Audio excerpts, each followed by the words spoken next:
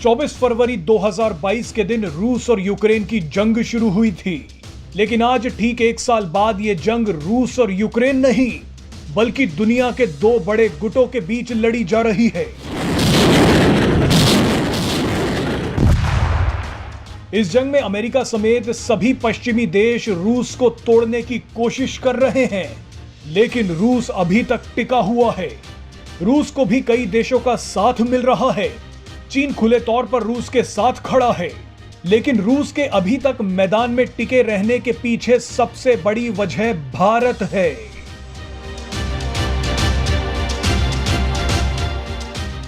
भारत ने कभी जंग का समर्थन नहीं किया, लेकिन भारत ने बीच रास्ते में रूस का हाथ भी नहीं छोड़ा। इस युद्ध के दौरान पीएम मोदी और विदेश मंत्री एस जयशंकर ने कूटनीति को एक अलग ही परिभाषा दे दी। भारत के रुख ने रूस को भी बचाए रखा और पश्चिमी देशों को भी नाराज नहीं होने दिया। तभी तो सभी पश्चिमी देश चीन को रूस का साथ देने के लिए कोसते रहे, लेकिन मोदी सरकार की कूटनीतिक महारत के सामने भारत और रूस के संबंधों पर कुछ नहीं बोल पाए। आज जंग का 1 साल पूरा होते ही भारत ने दृढ़ता के साथ फिर रूस का साथ दिया है। संयुक्त राष्ट्र महासभा में अचानक यूक्रेन में शांति कायम करने के लिए वोटिंग कराई गई। जिस प्रस्ताव पर वोटिंग कराई गई थी वो रूस के खिलाफ था और पश्चिमी देशों द्वारा लाया गया था। लेकिन भारत ने साफ कर दिया कि चाहे कुछ भी हो जाए, भारत और रूस की दोस्ती कभी खत्म नहीं हो सकती। इसीलिए भारत ने वोटिंग में हिस्सा नहीं लिया। इतना ही नहीं, भारत ने सबको तब हैरान कर दिया जब वोटिंग से कुछ ही दिन पहले फ्रांस ने भारत से कहा था कि वो एक बार रूस के खिलाफ वोट डाल दे। लेकिन फ्रांस से अच्छे रिश्ते होने के बावजूद भारत अपने रुख पर कायम रहा।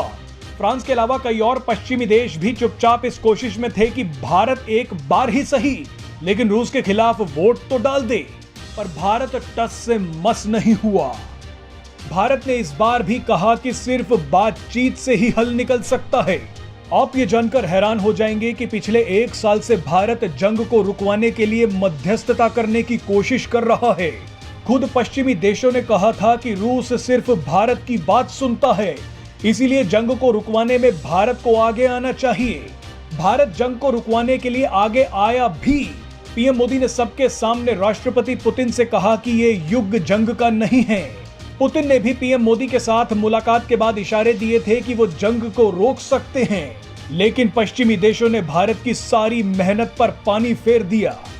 जिस समय जंग खत्म हो सकती थी, ठीक उसी समय पश्चिमी देशों ने यूक्रेन में फिर जंग की आग भड़का दी। जंग के 1 साल पूरा होने से पहले ही बाइडेन यूक्रेन पहुंच गए और रूस को धमकी दे दी।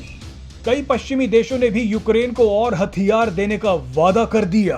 आपको बता दें कि ये जंग खत्म हो सकती थी, लेकिन पश्चिमी देशों ने भारत के साथ साथ दुनिया को धोखा दिया है।